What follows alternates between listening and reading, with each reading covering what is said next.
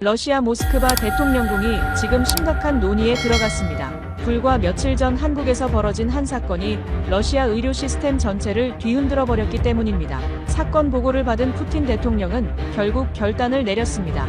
한국의 의료 시스템을 러시아로 들여온다. 그 모든 시작은 누리호 발사를 참관하러 한국을 방문했던 러시아 우주국 소속 여성 연구원에게 벌어진 일이었습니다. 발사 현장을 연구 참관하던 중 그녀는 갑작스러운 간질 발작과 급성 호흡 곤란을 일으키며 그대로 쓰러졌는데요. 맥박은 희미해지고 얼굴 혈색은 사라지며 누가 봐도 시간이 얼마 남지 않은 상황. 하지만 주변은 대학병원도 신경외과도 없는 외딴 곳이었고 러시아 본부는 상황도 파악하지 못한 채 즉시 본국 송환하라며 압박만 보내고 현장 분위기는 사실상 죽음의 카운트다운에 들어가고 있었습니다. 이 최악의 상황을 두고만 볼 수 없었던 한국 의료진이 움직였는데요. 당장 수술해야 합니다. 그런데 잠시 후 수술을 집도하던 교수는 도중에 마스크를 벗어던지고 수술방을 뛰쳐나와 버리며 오열하는데요. 수술방에선 무슨 일이 있던 걸까요? 그리고 러시아 연구원은 살아날 수 있었을까요? 그 전에 구독과 좋아요는 이 영상이 누리호보다 더 빠르게 한국 의료의 위대함을 전 세계로 퍼뜨릴 수 있도록 도와줍니다. 그리고 진심으로 우리 우주기술과 의료기술이 세계 최고라고 생각하신다면 댓글에 한국 최고 꼭 남겨주세요. 어디서 보고 계신지도 알려주시면 우리는 국경을 넘어 하나로 연결될 수 있습니다. 그럼 사연 시작합니다. 저는 안드레이 멜리코프, 38살입니다. 러시아 연방우주연구청에서 15년째 일하고 있습니다. 이번 출장은 한국의 누리호 발사 현장을 참관하기 위한 일정이었죠. 동행한 동료 이리나 소콜로바는 35살로 저보다 경력은 짧지만 분석 능력만큼은 우리 부서 최고였습니다. 그녀는 몇 년 전부터 희귀한 신경근 침식증을 앓고 있었어요. 증상이 급격히 나빠지면 호흡근까지 마비될 수 있다는 진단을 받았지만 러시아 내에서는 약물 수급조차 제대로 안 되는 상황이었습니다. 그래도 이리나는 괜찮다며 웃었고 저는 그 말을 믿고 싶었죠. 11월 25일 밤 고흥 우주센터 참관을 마치고 연구소 밖으로 나왔을 때였습니다. 바람이 차가웠어요. 이리나가 제 옆을 걷다가 갑자기 걸음을 멈췄습니다. 저는 그녀가 뭔가 말하려는 줄 알고 고개를 돌렸죠. 하지만 그녀는 아무 말도 하지 않았습니다. 그저 입술만 파르르 떨리고 있었어요. 순간 그녀의 무릎이 꺾였습니다. 저는 반사적으로 팔을 뻗어 그녀를 붙잡았지만 온몸에 힘이 빠진 그녀를 지탱하기엔 역부족이었습니다. 우리는 함께 바닥에 주저앉았죠. 이리나, 이리나. 제 목소리가 떨렸습니다. 그녀는 눈을 뜨고 있었지만 초점이 흐릿했어요.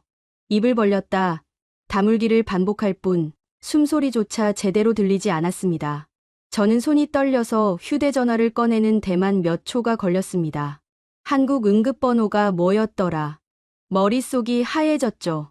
주변 사람이 달려와 말했습니다. 119요. 119. 전화를 걸었습니다. 목소리를 가다듬으려 했지만 떨림을 감출 수가 없었어요. 한국어로 설명할 자신이 없어서 영어로 급하게 말했습니다. 친구가 쓰러졌어요. 숨을 못 쉬어요. 빨리 와주세요. 상담원은 침착했습니다. 제 말을 다 듣고 위치를 물었죠. 저는 주변 사람에게 물어 주소를 전달했고 그 사람이 직접 전화를 받아 한국어로 다시 설명해줬습니다. 6분 만에 구급차가 도착했습니다. 사이렌 소리가 밤을 가르며 다가왔고 붉은 불빛이 제 얼굴을 스쳤습니다. 구급대원 2명이 뛰어내렸어요. 그들은 이리나에게 다가가 재빠르게 상태를 확인했습니다. 산소 포화도를 재고 눈동자 반응을 보고 맥박을 짚었죠. 저는 옆에서 떨리는 목소리로 말했습니다. 신경근 침식증이에요. 러시아에서 치료받던 환자예요. 대원 한 명이 고개를 끄덕이며 무전기에 대고 뭔가 빠르게 말했습니다. 저는 한국어를 알아듣지 못했지만 그 목소리엔 긴박함이 묻어 있었어요. 들것에 이리나를 실었습니다. 저도 구급차에 올라탔죠. 차 안은 좁았지만 장비들이 빼곡했습니다. 대원이 산소 마스크를 이리나 얼굴에 씌우고 링거를 놓기 시작했어요. 제 손은 주먹을 쥔 채 떨리고 있었습니다. 차가 출발했고 사이렌이 다시 울렸죠. 창밖으로 어두운 시골길이 빠르게 지나갔습니다. 저는 이리나의 손을 잡았어요. 그녀의 손은 차가웠고 힘이 전혀 없었습니다. 고흥병원에 도착했습니다. 응급실 문이 열리고 의료진이 달려 나왔어요. 이리나를 옮기는 동안 저는 그저 멍하니 서 있을 수밖에 없었습니다. 누군가 제게 물었습니다. 보호자세요? 저는 고개를 끄덕였죠. 동료 친구예요. 그들은 이리나를 안으로 데려갔고 저는 복도에 남겨졌습니다. 10여 분 후 의사가 나왔습니다. 젊은 여자 의사였어요. 표정이 굳어 있었죠. 저희 병원에선 할 수 있는 게 없습니다. 즉시 상급병원으로 전원해야 해요. 제 심장이 철렁 내려앉았습니다. 그럼 어디로 가야 하나요? 의사가 말했습니다. 화순 전남대병원으로 헬기 이송 요청했어요. 곧 올 거예요. 헬기라니 저는 믿을 수가 없었습니다. 이 작은 시골 도시에서 외국인 환자를 위해 헬기를 띄운다고요? 의사는 제 표정을 읽었는지 덤덤하게 말했습니다. 응급 상황이니까요. 당연한 거예요. 당연하다니. 저는 아무 말도 할 수 없었어요. 얼마 지나지 않아 헬기 소리가 들렸습니다. 지붕 위 헬기장에서 프로펠러가 돌아가는 소리가 건물을 흔들었어요. 의료진이 이리나를 들것에 실어 나르기 시작했고 저도 뛰어갔습니다. 헬기 문이 열렸고 안에는 의료 장비들이 빼곡했어요. 구급대원이 말했습니다. 보호자 한 분만 탑승 가능합니다. 저는 망설임 없이 올라탔습니다. 떴습니다. 귀가 먹먹해졌고 몸이 공중에 뜬 듯한 느낌이 들었어요. 창밖으로 고흥의 불빛들이 점점 작아졌습니다. 이리나는 여전히 눈을 감고 있었고 산소 마스크 너머로 희미한 숨소리만 들렸죠. 저는 그녀의 손을 다시 잡았습니다. 이번엔 조금 더 세게 쥐었어요. 버텨, 이리나, 제발 버텨줘. 32분 만에 화순 전남대병원에 도착했습니다. 헬기가 착륙하자마자 문이 열렸고 의료진이 우르르 몰려왔어요. 그들은 이리나를 재빠르게 옮겼고 저는 뒤따라 뛰었습니다. 복도를 지나며 누군가 소리쳤습니다. 신경근 침식 환자, 호흡보조 준비. 응급실 안은 환했고 장비들이 일제히 작동하기 시작했어요. 저는 유리창 너머로 지켜봤습니다. 의사 여러 명이 이리나를 둘러싸고 손을 쉴 새 없이 움직였어요. 누군가 주사를 놓고 누군가 모니터를 보며 뭔가 지시했죠. 저는 그 광경을 보며 눈물이 났습니다. 제가 울고 있다는 걸 깨달았을 때 이미 뺨이 젖어 있었어요. 11월 26일 새벽, 저는 병원 복도 의자에 앉아 있었습니다. 잠을 잘 수 없었어요.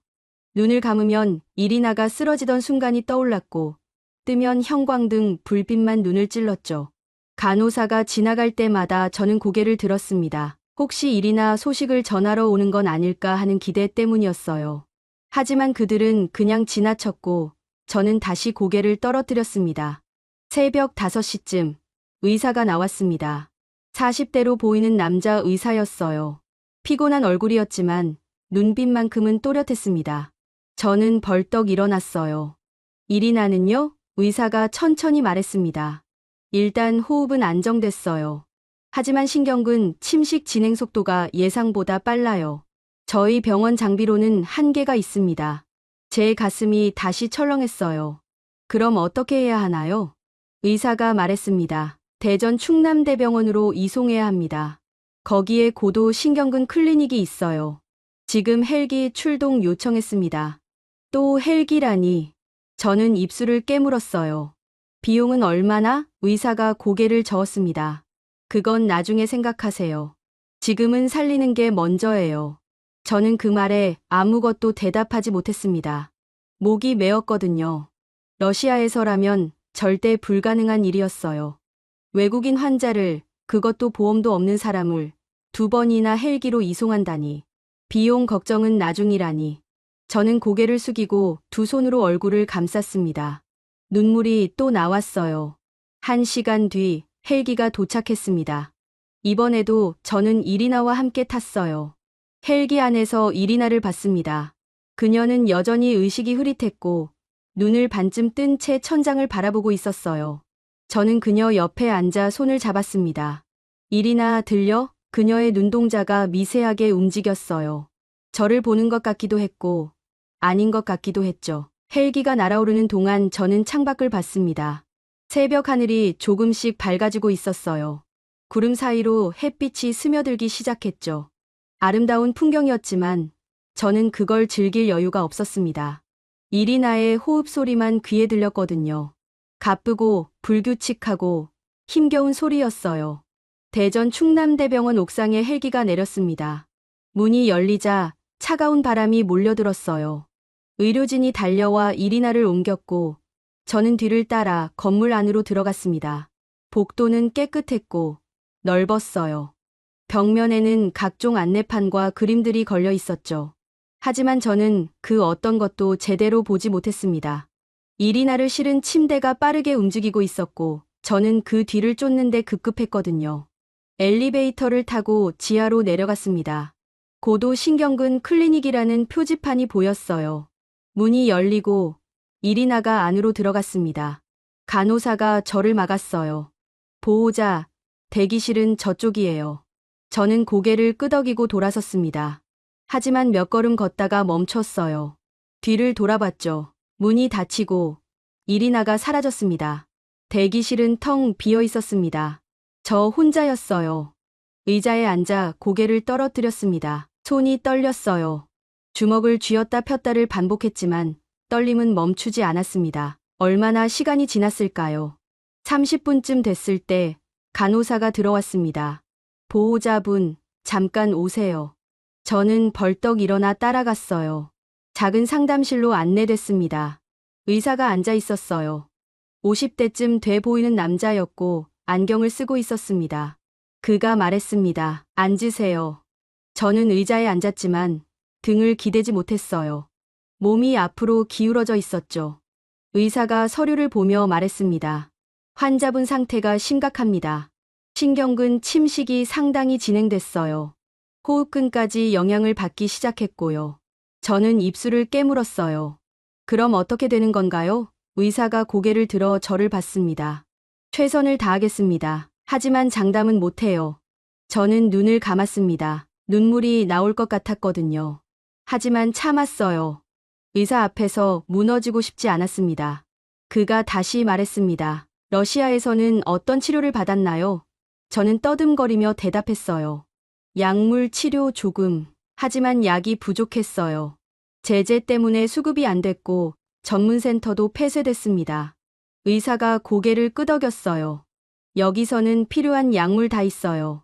장비도 충분하고요. 걱정 마세요. 그 말에 저는 고개를 들었습니다. 정말 살 수 있을까요? 의사가 잠시 멈칫했어요. 그러고는 조용히 말했습니다. 희망은 있어요. 포기하지 마세요. 상담실을 나와 다시 대기실로 돌아왔습니다. 창밖으로 대전 시내가 보였어요. 차들이 오가고 사람들이 걸어 다녔죠. 평범한 아침 풍경이었습니다. 하지만 제게는 아무것도 평범하지 않았어요. 이리나가 저 안에서 싸우고 있었거든요. 저는 휴대전화를 꺼내 모스크바에 있는 이리나 어머니께 메시지를 보냈습니다.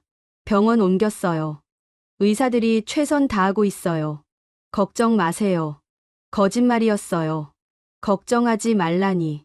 저도 걱정투성이인데, 하지만 그렇게라도 말해야 할 것 같았습니다. 오후가 됐습니다. 간호사가 와서 말했어요. 환자분 면회 가능해요. 5분만 들어가세요. 저는 고개를 끄덕이고 따라갔습니다. 중환자실 문이 열렸어요. 기계 소리가 들렸습니다.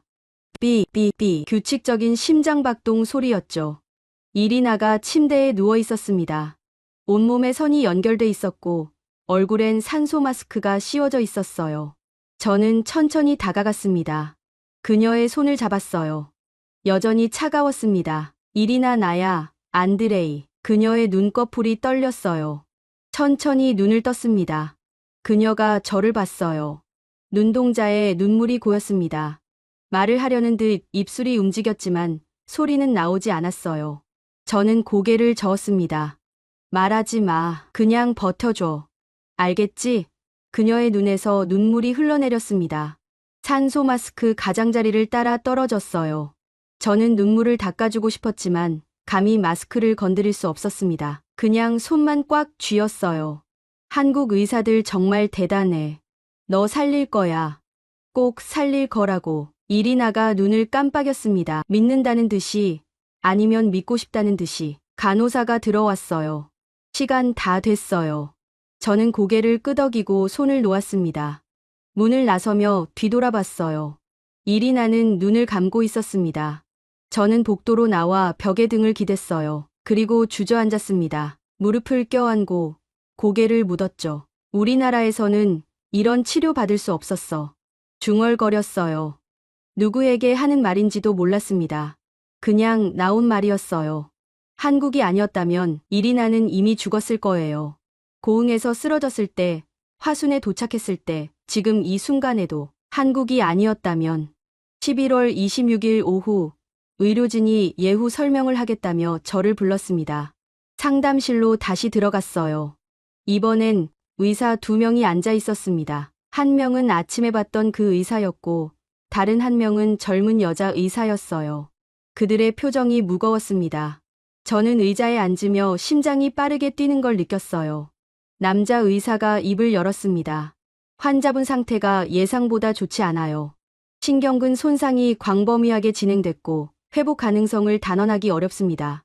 저는 숨을 들이켰어요. 그럼 죽을 수도 있다는 말인가요? 의사가 잠시 말을 멈췄습니다. 그리고 천천히 고개를 끄덕였어요. 가능성은 있어요. 하지만 저희는 끝까지 최선을 다할 겁니다. 저는 두 손으로 얼굴을 감쌌습니다. 눈을 질끈 감았어요. 이리나 어머니 얼굴이 떠올랐습니다. 모스크바에서 딸을 기다리고 계실 그분께 뭐라고 말해야 할까요? 딸이 죽을 수도 있다고? 저는 고개를 저었어요. 아니, 아직 아니야. 아직 포기할 때가 아니야. 여자 의사가 조심스럽게 말했습니다. 가족분께 연락하시는 게 좋을 것 같아요. 영상 통화로라도 얼굴 보여드리세요. 저는 고개를 들었어요. 지금 면회 가능한가요? 의사가 고개를 끄덕였습니다. 잠깐이라면요. 저는 중환자실로 다시 들어갔습니다. 이리나는 여전히 똑같은 자세로 누워 있었어요. 기계음만 규칙적으로 울리고 있었죠. 저는 휴대전화를 꺼내 영상통화를 걸었습니다. 모스크바는 지금 새벽이었어요. 하지만 이리나 어머니는 단번에 받았습니다. 안드레이, 이리나는요? 화면에 그분 얼굴이 떴어요. 피곤하고 붓고 눈가가 빨갛게 충혈돼 있었습니다. 저는 말없이 카메라를 돌려 이리나를 비췄어요. 어머니가 숨을 멈췄습니다. 그리고 비명처럼 울음을 터뜨렸어요. 이리나, 이리나야. 저는 카메라를 이리나 얼굴 가까이 가져갔습니다. 어머니의 목소리가 휴대전화 스피커를 통해 중환자실에 울려 퍼졌어요. 딸아 엄마야, 엄마 목소리 들려? 이리나의 눈꺼풀이 떨렸습니다. 천천히 눈을 떴어요. 초점 없는 눈동자가 천장을 향했다가 제 손에 들린 휴대전화 쪽으로 움직였습니다. 딸아, 제발 살아줘. 어머니가 울먹였어요. 목소리가 떨리고 끊어지고 부서졌습니다. 엄마, 딸 착한 내 딸 꼭 살아서 돌아와줘. 제발. 이리나의 눈에서 눈물이 흘러내렸습니다. 산소 마스크 안쪽으로 스며들었어요. 그녀는 말을 할 수 없었지만 입술이 미세하게 움직였습니다. 저는 그 모양을 읽을 수 있었어요. 엄마. 저는 눈물을 참으려 했지만 실패했습니다. 눈물이 뺨을 타고 흘러내렸어요. 어머니가 화면 너머에서 계속 울었습니다. 안드레이, 부탁이에요. 우리 딸 꼭 지켜줘요. 제발. 저는 떨리는 목소리로 대답했어요. 내 약속 드려요. 꼭 지킬게요. 통화를 끊었습니다. 중환자실이 다시 조용해졌어요. 기계음만 남았죠. 저는 이리나 손을 잡았습니다. 그녀는 여전히 눈물을 흘리고 있었어요. 저는 그 손을 두 손으로 감쌌습니다. 이리나 들려? 너 꼭 살아야 돼. 어머니 기다리고 계셔. 러시아로 돌아가야지. 알겠지? 이리나의 눈동자가 저를 향했습니다. 그녀가 눈을 깜빡 한 번, 두 번. 저는 그게 대답이라고 믿었습니다. 그녀도 살고 싶다고, 돌아가고 싶다고 말하는 거라고. 간호사가 들어왔어요. 보호자분, 나가셔야 해요. 저는 고개를 끄덕이고 손을 놓았습니다. 문을 나서기 전 뒤돌아봤어요. 이리나는 눈을 감고 있었습니다. 눈물 자국이 아직 남아 있었죠. 복도로 나왔습니다. 저는 벽에 기대섰어요. 다리에 힘이 없었습니다. 주저앉고 싶었지만 참았어요. 대신 주먹으로 벽을 쳤습니다. 한 번, 두 번. 아프지 않았어요. 아니, 아팠지만 느껴지지 않았습니다. 얼마나 그렇게 서 있었을까요? 간호사가 지나가다 멈춰 섰어요. 괜찮으세요? 저는 고개를 끄덕였습니다. 괜찮아요. 거짓말이었죠. 간호사가 말했어요. 환자분 강하세요. 끝까지 버티실 거예요. 저는 그 말에 고개를 들었습니다. 어떻게 알아요? 간호사가 미소 지었어요. 여기 오는 환자분들 다 그래요. 살고 싶어 하시죠. 그 마음이 제일 중요해요. 저는 아무 말도 하지 못했습니다. 간호사가 다시 걸어갔고 저는 그 뒷모습을 멍하니 바라봤어요. 대기실로 돌아왔습니다. 창밖은 어두워지고 있었어요. 대전 시내의 불빛이 하나둘 켜지기 시작했죠. 저는 의자에 앉아 휴대전화를 봤습니다. 이리나 어머니에게서 메시지가 와 있었어요. 안드레이, 한국 의사 선생님들께 제발 부탁드려요. 우리 딸 살려달라고요. 저는 답장을 쓰려다 멈췄습니다. 뭐라고 써야 할까요? 걱정 마세요. 괜찮을 거예요. 그런 말들이 다 거짓말처럼 느껴졌어요. 저는 휴대전화를 내려놓고 고개를 떨어뜨렸습니다. 그때 누군가 대기실 문을 열었어요. 아까 그 남자 의사였습니다. 저는 벌떡 일어났어요. 무슨 일인가요? 의사가 손을 들어 진정시키는 신용을 했어요. 괜찮아요. 환자분 상태 안정적이에요. 그냥 보호자 분 상태가 궁금해서요. 저는 멍하니 그를 봤습니다. 의사가 제 상태를 확인하러 온 거였어요. 환자가 아니라 보호자를. 저는 입술을 깨물었어요. 저 괜찮아요. 의사가 고개를 끄덕였습니다. 식사는 하셨어요? 저는 고개를 저었어요. 언제 먹었는지 기억도 안 났습니다. 의사가 말했습니다. 드셔야 해요. 보호자가 쓰러지면 환자한테도 안 좋아요. 그가 복도 끝을 가리켰어요. 저기 구내식당 있어요. 가서 뭐라도 드세요. 저는 고개를 끄덕였지만 움직이지 않았습니다. 의사가 한숨을 쉬었어요. 환자분 지금 잘 버티고 계세요. 보호자 분도 버텨야죠. 그 말에 저는 겨우 발걸음을 뗐습니다. 구내식당으로 향했어요.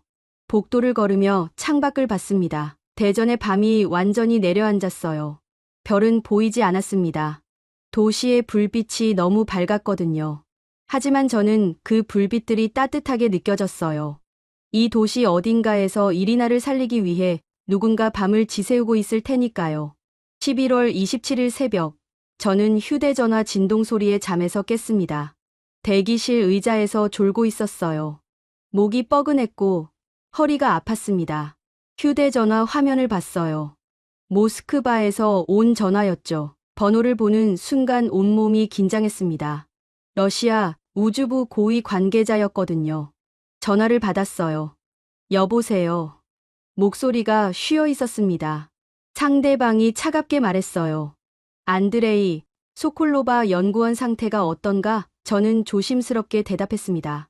위중합니다. 지금 한국 병원에서 치료받고 있어요. 그가 말했죠. 보고서 올려. 저는 잠시 망설였어요. 지금은 보고서 쓸 상황이. 상대방이 말을 끊었습니다. 명령이야.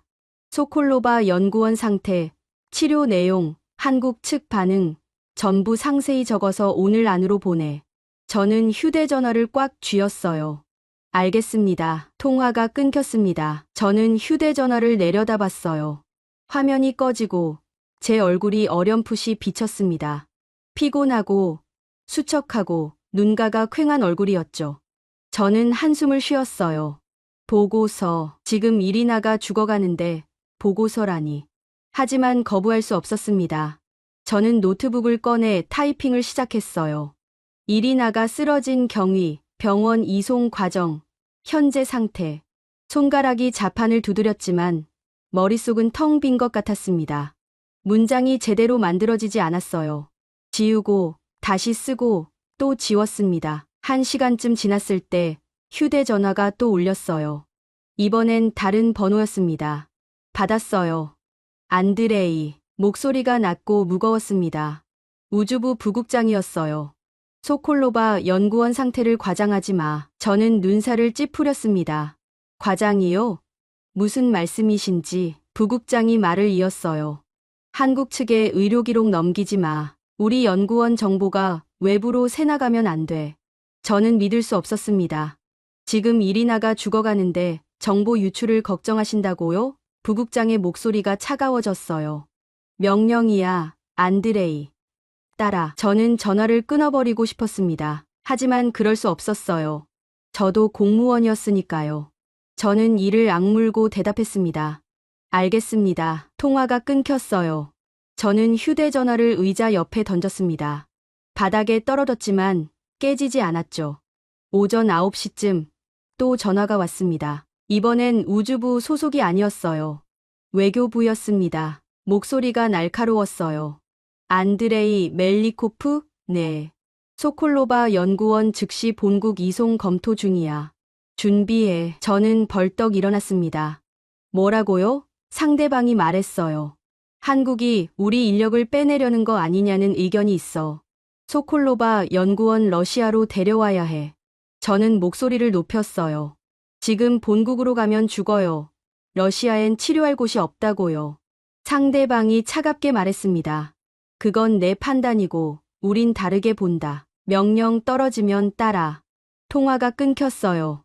저는 휴대전화를 움켜쥐고 벽을 향해 소리를 지르고 싶었습니다. 하지만 참았어요. 여긴 병원이었으니까요. 저는 복도로 나갔습니다. 걸었어요. 어디로 가는지도 모른 채 그냥 걸었습니다. 발걸음이 빨라졌고 숨이 거칠어졌어요. 화가 났습니다. 이리나를 살리는 것보다 체면이 중요한 그들에게, 정보 유출을 걱정하는 그들에게, 죽어가는 사람을 정치적 도구로 보는 그들에게. 계단을 올라갔습니다. 옥상 문이 보였어요. 열고 나갔습니다. 찬바람이 얼굴을 때렸죠. 대전 시내가 한눈에 보였어요. 건물들이 빼곡했고 차들이 움직이고 사람들이 살아가고 있었습니다. 저는 난간을 잡고 고개를 떨어뜨렸어요. 한국이 아니면 안 돼요. 중얼거렸습니다. 바람이 그 말을 날려버렸어요. 저는 고개를 들어 하늘을 봤습니다. 구름이 빠르게 흘러가고 있었죠. 저는 눈을 감았어요. 이리나 얼굴이 떠올랐습니다.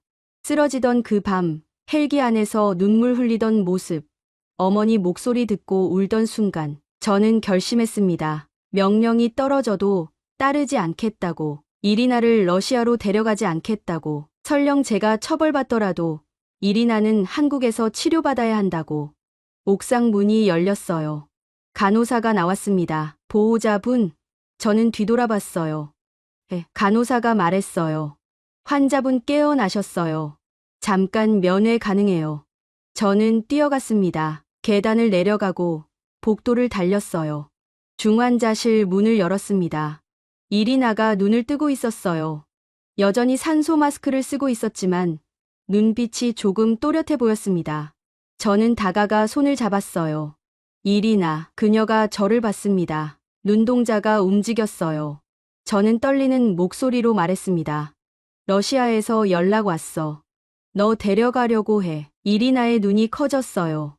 공포가 스쳤습니다. 저는 손을 더 세게 쥐었어요. 안 보낼 거야. 절대 안 보내. 너 여기서 치료받아야 해. 한국이 아니면 안 돼. 이리나의 눈에서 눈물이 흘렀습니다. 고개를 미세하게 끄덕였어요. 저는 그 눈물을 보며 이를 악물었습니다. 그때 의사가 들어왔어요. 아침에 봤던 그 남자 의사였습니다. 저는 그를 돌아봤어요. 의사가 차트를 보며 말했습니다. 상태 조금 나아졌어요. 하지만 아직 안심할 단계는 아니고요. 저는 조심스럽게 물었습니다. 만약 환자를 다른 나라로 이송하면 어떻게 되나요? 의사가 고개를 들었어요. 지금요? 네, 의사가 단호하게 말했습니다. 죽어요. 저는 숨을 들이켰어요. 의사가 이어서 말했습니다. 환자분 상태가 너무 불안정해요. 이동 자체가 위험하고 러시아 가는 동안 적절한 치료 못 받으면 끝이에요. 저는 고개를 끄덕였습니다. 알겠습니다. 의사가 저를 봤어요. 혹시 본국에서 압박 들어오는 거예요? 저는 잠시 망설이다 고개를 끄덕였습니다. 의사가 한숨을 쉬었어요. 그런 일 종종 있어요. 하지만 우린 환자 생명이 우선이에요. 다른 건 나중 문제고요. 저는 그 말에 눈물이 날 뻔했습니다. 참았어요. 의사가 다시 말했습니다. 우리가 지킬게요. 환자분.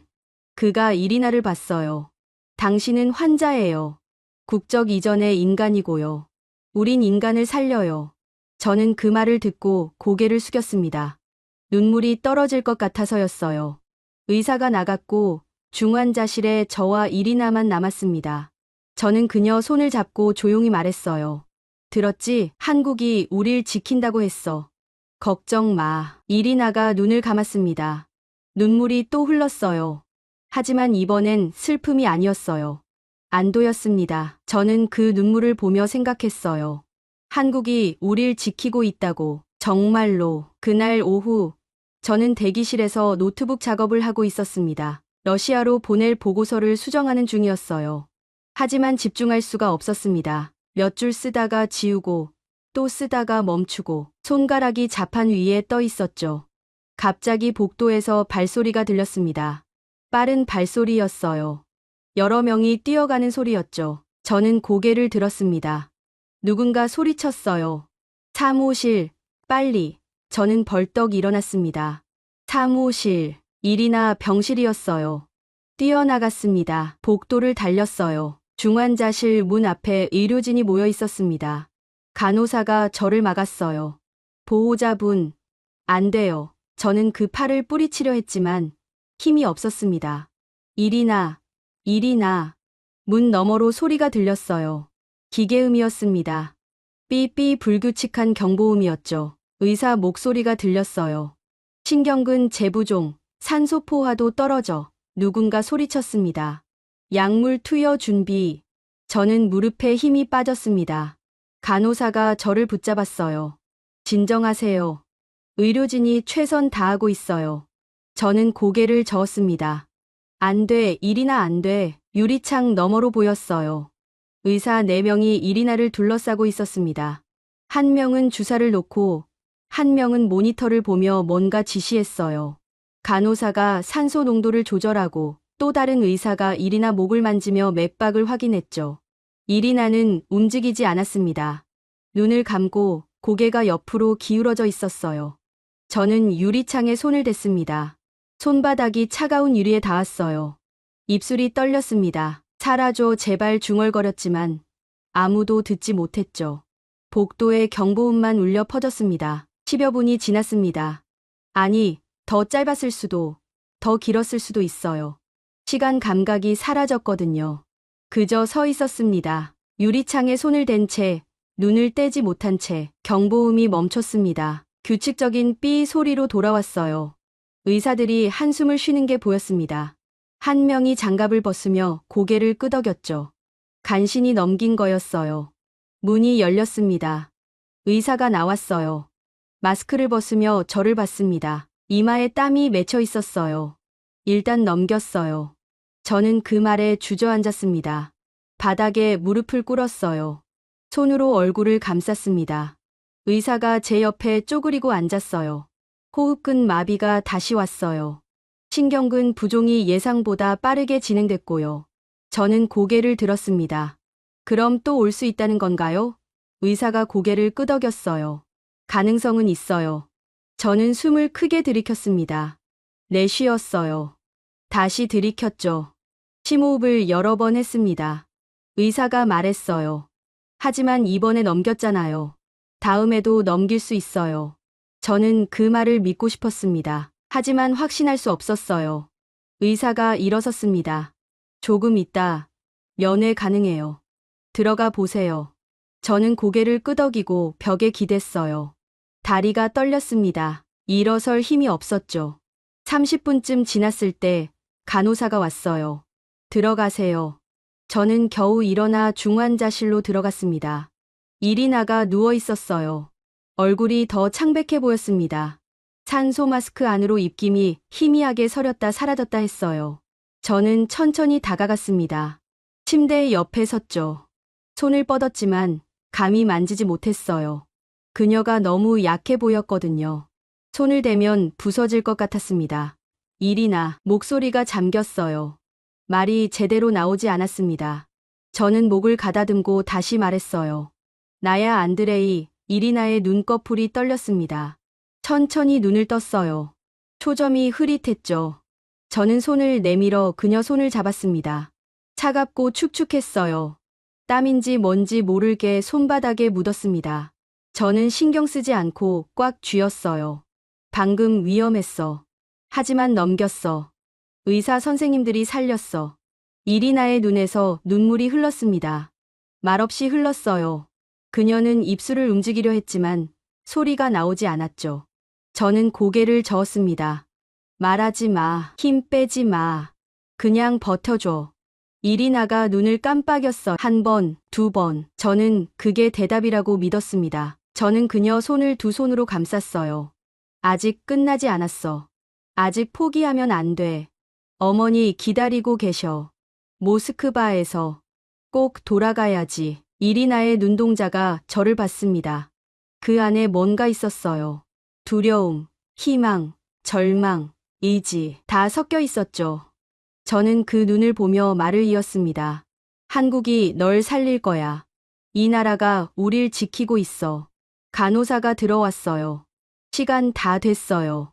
저는 고개를 끄덕이고 손을 놓았습니다. 천천히 물러났죠. 문을 나서기 전 뒤돌아봤어요. 이리나는 눈을 감고 있었습니다. 가슴이 미세하게 오르내렸어요. 살아 있었습니다. 아직 복도로 나왔습니다. 저는 벽에 등을 기대고 주저앉았어요. 바닥에 앉아 무릎을 껴안았습니다. 고개를 묻었죠. 눈물이 났습니다. 참으려 했지만 멈출 수가 없었어요. 어깨가 떨렸고 숨이 흐느낌으로 끊어졌습니다. 누군가 제 옆에 앉았어요. 고개를 들었습니다. 간호사였어요. 젊은 여자 간호사였죠. 그녀가 조용히 말했습니다. 많이 힘드시죠? 저는 고개를 끄덕였어요. 말을 할 수 없었습니다. 간호사가 말을 이었어요. 환자분 강해요. 여기까지 온 거 자체가 기적이에요. 저는 그녀를 봤습니다. 기적이요? 간호사가 고개를 끄덕였어요. 보통은 여기까지 못 와요. 포기하거든요. 근데 환자분은 안 포기했어요. 그게 제일 중요해요. 저는 눈물을 닦았습니다. 손등으로 뺨을 문질렀어요. 간호사가 일어서며 말했습니다. 저희도 안 포기해요. 끝까지 함께 할 거예요. 그녀가 걸어갔고 저는 그 뒷모습을 봤습니다. 창밖이 어두워지고 있었어요. 대전의 밤이 다시 내려앉고 있었습니다. 저는 창가로 가서 밖을 봤어요. 불빛들이 하나둘 켜졌습니다. 차들이 움직이고 사람들이 집으로 돌아가고 도시가 살아 숨 쉬고 있었죠. 저는 그 불빛들을 보며 생각했습니다. 저 안 어딘가에 이리나를 살리기 위해 밤을 지새울 사람들이 있다고. 약을 만드는 사람, 장비를 점검하는 사람, 내일 아침 교대할 간호사, 응급 상황에 대비하는 의사. 모두 이리나를 위해 존재한다고. 저는 창문에 손을 댔습니다. 유리가 차갑게 손바닥을 식혔어요. 제발 중얼거렸습니다. 제발 살려줘. 누구에게 하는 말인지 몰랐어요. 신에게, 한국에게, 이리나에게 그냥 나온 말이었습니다. 11월 28일 새벽, 저는 또 복도 의자에서 잠들었습니다. 목이 뻐근했고 온몸이 무거웠어요. 눈을 뜨자 형광등 불빛이 눈을 찔렀습니다. 시계를 봤어요. 새벽 5시였죠. 병원은 조용했습니다. 간호사들 발소리만 가끔 들렸어요. 화장실에 가서 세수를 했습니다. 거울에 비친 제 얼굴이 낯설었어요. 수염이 자라 있었고 눈가가 퀭했으며 입술이 트고 갈라져 있었죠. 저는 찬물로 얼굴을 씻었습니다. 물이 차가웠어요. 정신이 조금 들었죠. 복도로 나왔습니다. 간호사 한 명이 카트를 끌고 지나갔어요. 저는 그녀에게 물었습니다. 이리나 소콜로바 환자 상태는요? 간호사가 멈춰섰어요. 밤새 안정적이었어요. 걱정 마세요. 저는 안도의 한숨을 쉬었습니다. 간호사가 말했어요. 지금 병실 정리 중이에요. 조금 있다 들어가실 수 있어요. 저는 고개를 끄덕였습니다. 간호사가 다시 카트를 끌고 갔어요. 저는 중환자실 문 앞에 섰습니다. 유리창 너머로 이리나가 보였어요. 여전히 누워 있었죠. 30여 분 후 다른 간호사가 나왔습니다. 들어오세요. 저는 중환자실로 들어갔어요. 이리나는 눈을 뜨고 있었습니다. 천장을 바라보고 있었죠. 저는 조용히 다가갔습니다. 이리나, 그녀가 고개를 돌렸어요. 저를 봤습니다. 눈빛이 어제보다 조금 또렷해 보였어요. 저는 미소 지으려 했지만 입가만 살짝 올라갔습니다. 밤새 괜찮았대. 잘 버텼어. 이리나가 입술을 움직였어요. 소리는 나오지 않았지만 입 모양을 읽을 수 있었습니다. 고마워. 저는 고개를 저었습니다. 고마워할 건 없어. 난 아무것도 안 했어. 한국 의사들이 다 한 거야. 간호사가 다가왔어요. 20대로 보이는 젊은 간호사였습니다. 그녀가 이리나에게 말했어요. 아침 체크할게요. 부드러운 목소리였죠. 간호사는 혈압계를 감고 체온을 재고 맥박을 확인했습니다. 하나하나 꼼꼼하게 기록했어요. 일을 마친 간호사가 이리나 손을 가볍게 잡았습니다. 이리나 씨, 오늘도 잘 버티셨어요. 그녀가 웃으며 말했어요. 힘내세요. 조금씩 나아지고 있어요. 이리나의 눈에서 눈물이 흘렀습니다. 간호사가 티슈를 꺼내 조심스럽게 닦아줬어요. 저는 그 광경을 보며 가슴이 뭉클했습니다. 간호사가 환자 손을 잡는다니. 러시아에서는 본 적 없는 일이었어요. 간호사는 업무만 처리하고 나갔죠. 환자와 대화하는 일도 드물었고 손을 잡는 건 상상도 못할 일이었습니다. 간호사가 나갔어요. 저는 이리나 곁에 앉았습니다. 본 거 맞지? 간호사가 손 잡아줬어. 이리나가 고개를 끄덕였어요. 눈물이 또 흘렀습니다. 저는 티슈를 꺼내 닦아줬어요. 울지 마. 힘 빼. 오전 10시쯤 의사가 회진을 왔습니다. 차트를 보며 상태를 확인했어요. 고개를 끄덕이며 말했습니다. 많이 좋아졌네요. 계속 이 상태 유지하면 곧 일반 병실로 옮길 수 있어요. 저는 눈이 커졌습니다. 정말요? 의사가 웃었어요. 희망적이에요. 의사가 나간 후 저는 이리나에게 말했습니다. 들었지? 일반 병실 간대. 좋아지고 있어. 이리나가 미소 지으려 했어요. 입가가 살짝 올라갔죠. 산소 마스크 때문에 제대로 보이지 않았지만 저는 알 수 있었습니다. 점심시간이었습니다. 간호사가 들어와 이리나 침대를 조금 일으켜 세웠어요. 식사 시간이에요. 조금씩 드실 수 있을 거예요. 미음 같은 게 담긴 그릇을 가져왔습니다. 숟가락으로 떠서 이리나 입에 조심스럽게 넣어줬어요. 이리나가 삼켰습니다. 천천히, 조심스럽게. 간호사가 계속 떠서 먹였어요. 천천히 드세요. 서두르지 마세요. 부드러운 목소리였습니다. 마치 아기에게 말하는 것 같았지만 무시하는 느낌은 전혀 없었어요. 오히려 따뜻했습니다. 식사를 마친 후 간호사가 이리나 입가를 닦아줬어요. 잘 드셨어요. 오늘 저녁엔 더 드실 수 있을 거예요. 이리나가 눈으로 감사를 표했습니다. 간호사가 미소 지으며 나갔어요. 오후가 됐습니다. 저는 창밖을 보고 있었어요. 햇빛이 병실 안으로 들어왔습니다. 따뜻했죠. 이리나도 그 빛을 받고 있었어요. 얼굴이 조금 덜 창백해 보였습니다. 저는 의자에 앉아 이리나 손을 잡았습니다. 이리나, 솔직히 말할게. 처음엔 한국이 우릴 도와줄 거라고 생각 못했어. 외국인이고 보험도 없고 돈도 없고. 근데 저는 말을 멈췄어요. 목이 메었습니다. 근데 이 사람들은 달라. 아무도 돈 얘기 안 해. 아무도 국적 따지지 않아. 그냥 살리려고 해. 너를. 이리나가 저를 봤어요. 눈물이 또 흘렀습니다. 저도 눈물이 났어요. 참으려 했지만 실패했습니다. 저녁 무렵 옆 병상에 할머니가 입원했습니다. 70대쯤 돼 보였어요. 간호사들이 할머니를 침대에 눕히고 링거를 꽂았죠. 할머니가 힘없는 목소리로 물었어요.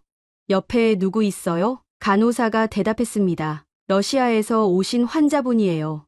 할머니가 고개를 돌려 이리나를 봤어요. 아이고, 어린 아가씨가. 할머니의 목소리가 떨렸습니다. 아가씨, 한국에서 꼭 나아야 해요. 이리나가 할머니를 봤어요. 할머니가 떨리는 손을 뻗었습니다. 이리나 쪽으로. 하지만 닿지 않았어요. 너무 멀었거든요. 할머니가 말했습니다. 우리나라가 아가씨 꼭 살릴 거예요. 걱정 말아요. 저는 그 말을 듣고 눈물이 왈칵 쏟아졌습니다. 참을 수가 없었어요. 할머니는 아픈 몸으로 입원했는데 옆 침대 외국인 환자를 걱정하고 있었습니다. 저는 고개를 숙이고 울었어요. 소리 내지 않으려 했지만 어깨가 떨렸습니다. 이리나도 울고 있었어요. 산소 마스크 안으로 눈물이 흘러내렸죠. 할머니가 다시 말했습니다. 울지 마요. 다 잘 될 거예요. 간호사가 할머니에게 말했어요. 할머니, 말씀 많이 하시면 안 돼요. 쉬셔야죠. 할머니가 고개를 끄덕였습니다. 하지만 눈은 계속 이리나를 향하고 있었어요. 밤이 됐습니다. 병실 불이 꺼졌어요. 복도 불빛만 희미하게 들어왔습니다. 저는 의자에 앉아 이리나를 지켜봤어요. 할머니는 이미 주무시고 계셨죠. 규칙적인 숨소리가 들렸습니다. 간호사가 들어왔어요. 야간 근무 간호사였습니다. 조용히 이리나 상태를 확인했어요. 체온 재고, 링거 속도 조절하고 이불을 덮어줬습니다. 그리고 이리나 손을 가볍게 잡았어요. 편히 주무세요.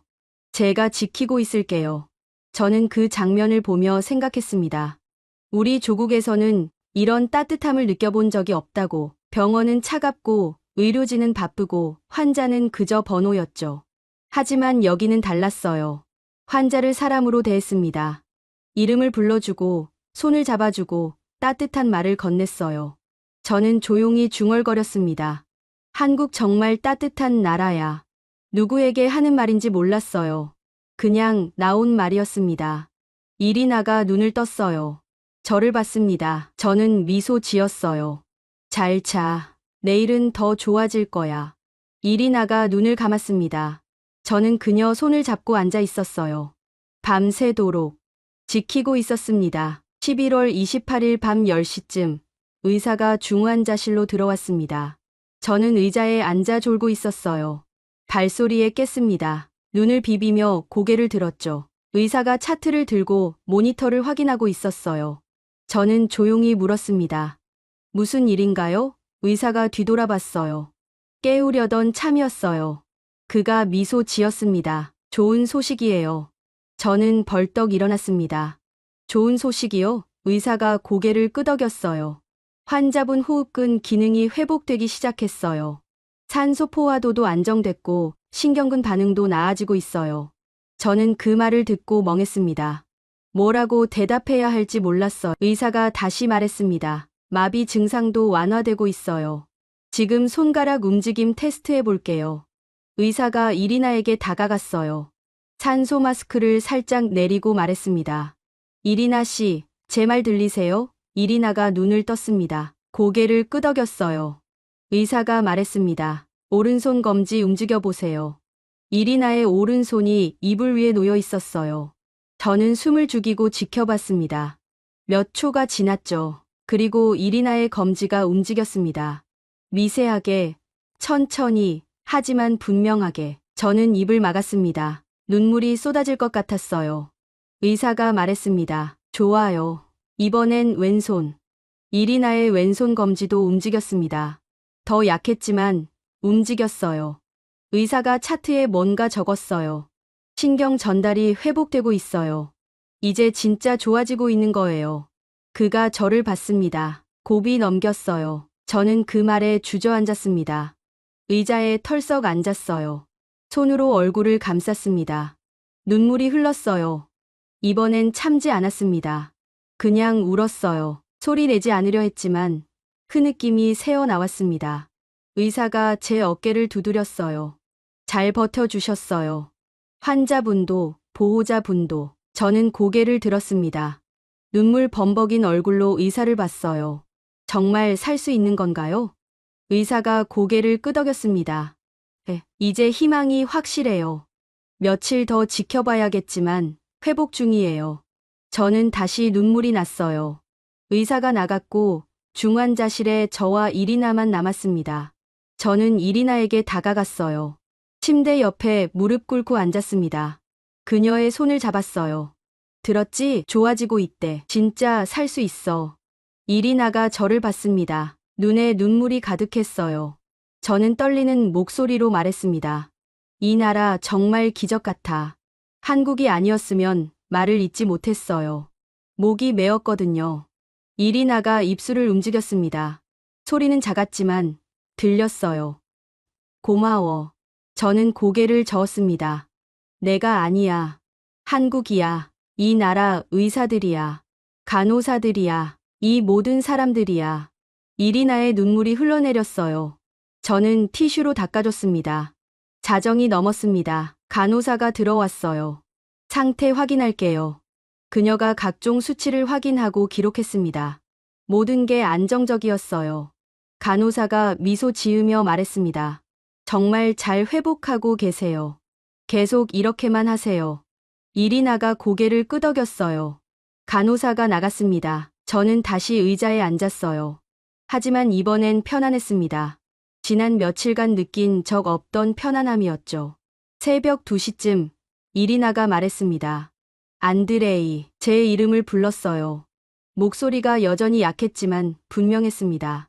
저는 벌떡 일어나 다가갔어요. 왜? 어디 아파? 이리나가 고개를 저었어요. 아니야, 그냥 고맙다고. 저는 그녀 손을 잡았습니다. 고마워하지 마. 넌 살아야 해. 그게 제일 중요해. 이리나가 말을 이었어요. 러시아로 돌아갈 수 있을까? 저는 고개를 끄덕였습니다. 당연하지. 완전히 나으면 돌아가. 어머니 기다리고 계셔. 이리나의 눈에서 또 눈물이 흘렀어요. 하지만 이번엔 슬픔이 아니었습니다. 안도였어요. 저는 그녀 손을 꽉 쥐었습니다. 한국이 널 살렸어. 이 나라가 우리에게 기적을 줬어. 아침이 밝았습니다. 창밖으로 햇빛이 들어왔어요. 따뜻한 빛이었습니다. 병실을 가득 채웠죠. 이리나는 눈을 뜨고 그 빛을 받고 있었어요. 얼굴의 생기가 조금 돌아온 것 같았습니다. 할머니가 깨어났어요. 어머, 아가씨 얼굴이 좋아졌네. 할머니가 웃으며 말했습니다. 다행이다. 정말 다행이야. 이리나가 할머니를 봤어요. 미소 지으려 했습니다. 입가가 올라갔죠. 오전 8시 의사가 회진을 왔습니다. 상태를 확인하고 고개를 끄덕였어요. 훌륭해요. 이대로면 이틀 후에 일반 병실로 옮길 수 있어요. 저는 그 말에 눈이 커졌습니다. 정말요? 의사가 웃었어요. 중환자실은 이제 필요 없어요. 일반 병실에서 재활 시작하면 돼요. 저는 고개를 끄덕였습니다. 말이 안 나왔어요. 너무 기뻐서. 의사가 나간 후 저는 이리나에게 말했습니다. 들었지? 일반 병실 간대. 정말 좋아지고 있어. 이리나가 말했어요. 믿기지 않아. 저는 웃었습니다. 나도 그래. 근데 진짜야. 우리 살았어. 점심시간이었습니다. 간호사가 식사를 가져왔어요. 이번엔 미음이 아니었습니다. 죽이었어요. 오늘부턴 이거 드실 수 있어요. 간호사가 말했습니다. 이리나가 천천히 먹었어요. 숟가락을 들고 입에 넣고 삼켰습니다. 저는 그 모습을 보며 눈물이 났습니다. 사흘 전만 해도 죽을 뻔했던 사람이 지금 스스로 밥을 먹고 있었어요. 기적이었습니다. 진짜 기적이었죠. 오후가 됐습니다. 저는 휴대전화를 꺼내 이리나 어머니께 메시지를 보냈어요. 이리나 많이 좋아졌어요. 곧 일반 병실 옮겨요. 걱정 마세요. 몇 분 후 답장이 왔습니다. 정말요? 하느님 감사합니다. 한국 의사 선생님들께도 감사드려요. 저는 그 메시지를 이리나에게 보여줬어요. 이리나가 읽고 울었습니다. 엄마, 저는 그녀 손을 잡았어요. 곧 직접 말할 수 있을 거야. 목소리로. 저녁이 됐습니다. 병실에 석양이 들어왔어요. 붉은 빛이었습니다. 따뜻하고 부드럽고 희망적인 빛이었죠. 저는 창밖을 봤습니다. 대전 시내가 보였어요.